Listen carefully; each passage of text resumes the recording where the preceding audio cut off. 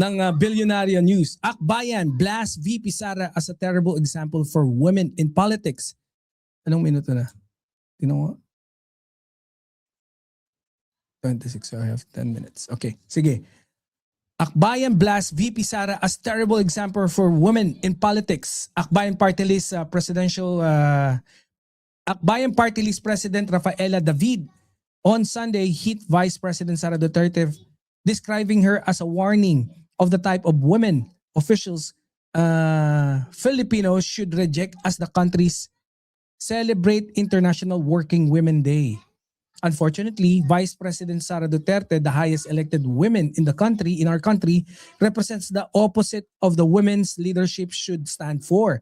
She is a terrible example for women in politics, David said, adding that the public should only honor leaders who advocate for rights and can dismantle systems of abuse. The party list chief also slammed Duterte's quiet stance on sexual remarks of the House Deputy Minority Leader Bong Suntay about TV host, actress Ann Curtis during the Chamber's Justice Panel deliberation on her impeachment raps. She further added that the Vice President's politics only persists the status quo in the country rather than challenging dynamic rules and patriarchal values. She embodies them instead of accountable governance. Her records reflects gross incompetence, betrayal of national interest, massive corruption. Haba! Natay na ako kababasa. Dami reklamo. Buisit. O sige, ulit. Rather than challenging dynastic rule and patriarchal values, she embodied them instead of accountable governance. Her record reflects gross incompetence, betrayal of national interest, massive corruption, and the lingering shadows of extrajudicial killings linked to the Dutertes, David said. Duterte, for a part, also released a statement for the women's celebrations earlier Sunday, saying that the women should move beyond with resilience. Panahon na upang maglatag tayo ng sistemang tunay na susuporta sa ating lakas. We need real protection for the informal sector, climate resilient support for our farmers, and genuine access to financing for women entrepreneurs, she said in the social media post. Ako, sa akin, sa pulsina sa akin, dalawa rito. And then, so ito kasi, I think ito yung ng, correct me if I'm wrong, I think siya yung Akbayan. Sa akin kasi, medyo, rin sa akin, bogo siya, medyo, wala akong tiwala sa Akbayan eh. Wala akong tiwala sa Akbayan. Pero dito, magkasundo kami. No, dito sa pagsabi niya rito na blast VP Sara as a terrible example for women's in politics. I do believe na yun nga rin naman talaga. Kasi pinipila, 'di ba? Yang patriotism, syempre, equal tayo dapat ng mga babae. Kung patriotic ka sa bansa mo, ganun din yung mga babae.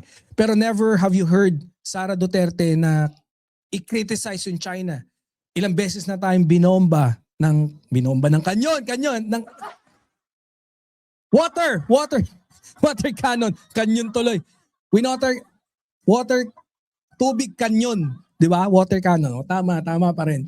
So ilang beses na tayo binomba ng water cannon, di ba? At syempre, ilang beses nang hinaras yung ating mga mangingisda. May pagkakataon pa nga na sinagasaan tapos iniiwan, di ba? Sa karagatan. Grabe, di ba? Hindi na nga tinulungan, pwede na nga sanang gusto pang sagasaan eh. Oh, may pagkakataon pa na may naputulan ng daliri, di ba? So, maraming mga pagkakataon na binuli tayo ng China pero wala talaga siyang masabi. And nung isang beses na nagsalita siya, or even I think si Pulong, ang pagkakasabi pa is, anyways, it's not her, pero ang sabi ni Pulong, hindi trabaho ni Sara na batikusin yung China. So, and then after that, we heard from Sara na ano ba yung pagkakasabi niya? Hindi daw siya pro-China, hindi rin siya pro-Philippines.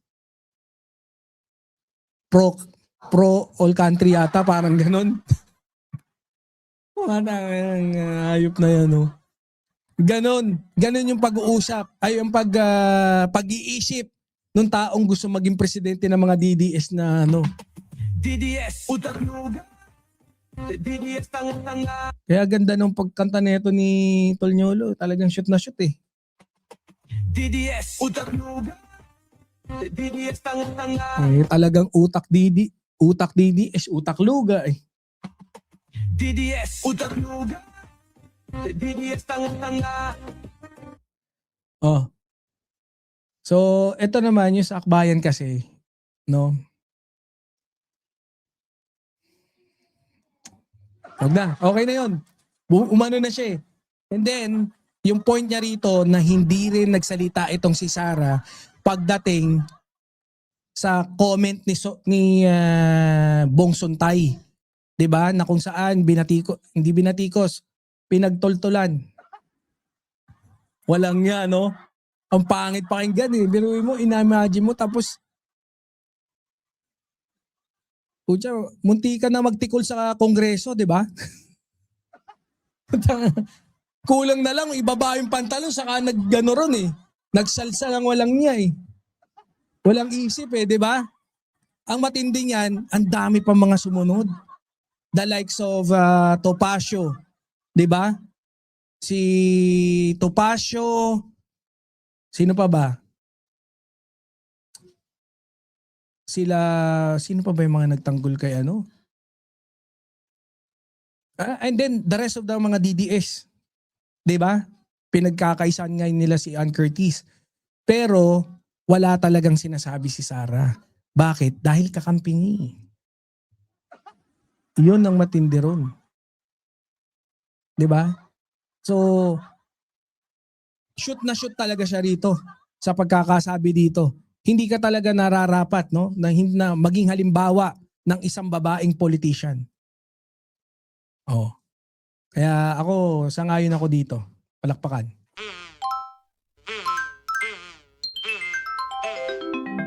Kukulango.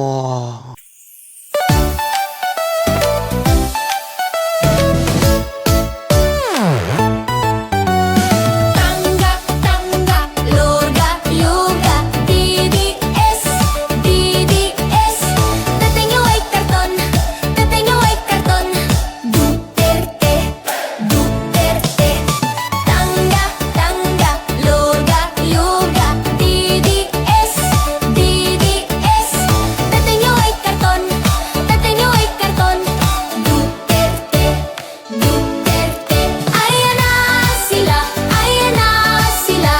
Malita na peke, malita na peke. Ayan na sila, ayan na sila. Malita na peke, malita na peke.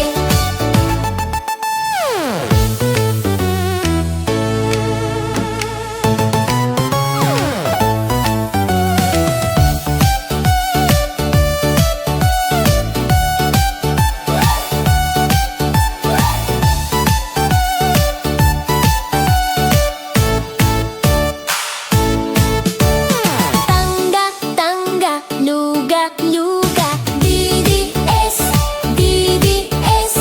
Tatay niyo ay karton, tatay niyo ay karton. Duterte, Duterte. Tangga, tangga, luga, luga, DDS, DDS. Tatay niyo ay karton, tatay niyo ay karton. Duterte, Duterte. Ayan na sila, ayan na sila. Malita na peke, malita na peke. Ayan na sila, ayan na sila. Malita na peke, malita na peke.